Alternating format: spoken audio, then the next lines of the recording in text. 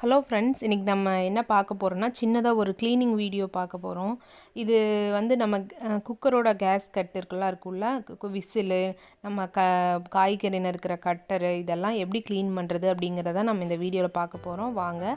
இப்போ நான் ஒரு பாத்திரம் வச்சுருக்கேன், தண்ணி சூடாகிட்டுருக்கு. நான் 2 லிட்டர் பக்கம் தண்ணி எடுத்திருக்கேன். அதில் ஒரு 2 ஸ்பூனு சோடா போடுறேன், பேக்கிங் சோடா. பேக்கிங் பவுடர் அப்படி சொல்லுவோம்ல, பேக்கிங் சோடா ஆப்பத்துக்கெல்லாம் போடுமே, அந்த சோடா தான் அது. கூடவே 2 துண்டு எலுமிச்சம்பழம் கட் பண்ணி சேர்த்துருக்கேன். 2 மூடி வந்து வினிகர், நம்ம ஃபுட்லலாம் மிக்ஸ் பண்ணால் அந்த வினிகர் தான் இது. அது ஒரு 2 மூடி ஊற்றிருக்கேன். ரொம்ப கொதிக்க தேவையில்லை, சுடுதண்ணி லேசாக வெதுன்னு காஞ்சால் போதும். நம்ம இப்போ இதை ஆஃப் பண்ணிடலாம். கூடவே உங்களுக்கு வந்து சர்ஃப் பவுடர் நம்ம துணிகளுக்கு போடுறது இருந்தால் கூட நீங்கள் சேர்த்துக்கலாம், இல்லைனா நான் சர்ஃப் ஆயில் சேர்த்துருக்கேன். உங்களுக்கு பவுடர் இருந்தால் நீங்கள் அதை சேர்த்துக்கலாம். பாருங்கள், விசிலு இந்த மாதிரி கருப்பாக இருக்குது, அதெல்லாம் நான் கலட்டி அதுக்குள்ளே போடுறேன். ஈஸியாக அந்த கருப்பெல்லாம் எடுத்துடும், நம்ம தேய்க்கவே வேண்டியதில்லை அந்த அளவுக்கு. பாருங்கள், இது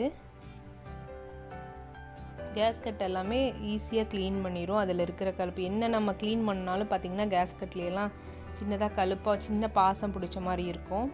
இதெல்லாம் இல்லாமல் எப்படி க்ளீன் பண்ணுறது அப்படிங்கிறது தான். கட்டர் எல்லாமே கொஞ்சம் கருப்பாக இருக்கும், நம்ம என்ன கழுவுனாலும் நம்ம அந்த ஒரு நீட்னஸ்ஸாக கழுவ முடியாது. வாரத்துக்கு ஒருக்கா நம்ம எப்படி இருந்தாலும் அந்த சுடுதண்ணியில் போட்டு கழுவுனா மட்டும்தான் க்ளீன் ஆகும்.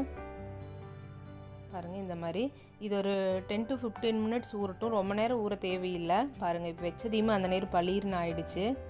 ஒரு 10 to 15 மினிட்ஸ் இருந்தால் போதும். வெதுன்னு தண்ணி ஓரளவுக்கு ஆறுற அளவுக்கு இருந்தால் போதும், சீக்கிரமாகவே இது ஆயிரும். சிசரெல்லாம் கூட இதில் சேர்த்துக்கலாம், இல்லை நம்ம என்ன பாத்திரம் இருக்கும்ல ஆயிலெல்லாம் நம்ம ஊற்றி வச்சு அதெல்லாமே நீங்கள் வந்து இந்த மாதிரி இதில் போட்டுட்டிங்கன்னா நீங்கள் ரொம்ப தேய்க்க தேவையில்லை. லைட்டாக இந்த மாதிரி பாருங்கள், ப்ரஷ்ஷில் ஏதாவது இருக்கிற இடத்துல மட்டும் லைட்டாக நம்ம தேய்ச்சா போதும், அதுவே ஊறி விட்டு வந்துடும். லைட்டாக இந்த மாதிரி ஒரு சின்ன டூத் ப்ரஷ் வச்சு நம்ம க்ளீன் பண்ணிக்கலாம். பாருங்கள், இது எவ்வளோ கருப்பாக இருந்துச்சு பாசமாக. இப்போ பாருங்கள், இது நல்லா அது வந்து மிக்சியோட இது எல்லாமே நல்லா க்ளீன் ஆகிடுச்சு. லைட்டாக நம்ம தேய்ச்சா போதும், ரொம்ப தேய்க்க தேவையில்லை. இந்த மாதிரி கொஞ்சம் இதாக இருக்கிறது மட்டும் லைட்டாக நம்ம இந்த மாதிரி ப்ரஷ் வச்சு அந்த நேரம் மட்டும் லைட்டாக தேய்ச்சிக்குங்க, ஈஸியாகவே இதாகிடும். விசிலெல்லாம் பாருங்கள் அப்படியே பளீர்னு ஆயிடுச்சு. பார்த்தா தெரியும்னு நினைக்கிறேன். பாருங்கள், நம்ம தேய்க்கவே தேவையில்லை, பளீர்னு எடுத்துரும். இந்த மாதிரி கட்டரை கொஞ்சம் தண்ணி இது நம்ம ஃபுல்லு மூழ்கலை கொஞ்சம் திருப்பி வச்சு எங்கள் அந்த கேப்லையெல்லாம் நம்ம இந்த மாதிரி ப்ரஷ்ஷை வச்சு க்ளீன் பண்ணிக்கலாம்.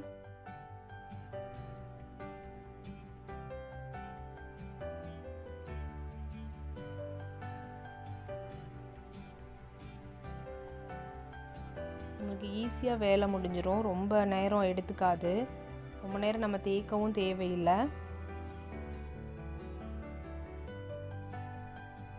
அப்படியெல்லாம் புதுசு மாதிரி ஆகிடும். பாருங்கள் எந்த அளவுக்கு நம்ம தேய்க்காமல் அழுக்கு எவ்வளவு இருக்குன்னு. அதுக்கப்புறம் நம்ம நல்லா தண்ணியில் போட்டு க்ளீன் பண்ணி எடுத்துடலாம்.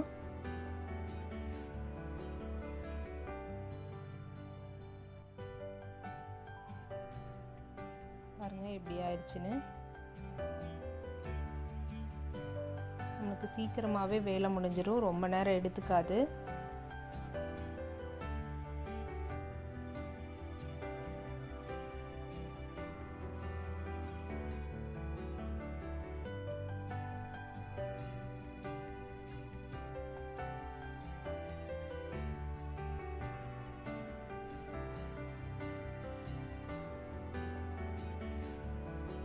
ட்ரை பண்ணி பாருங்கள். தேங்க்யூ.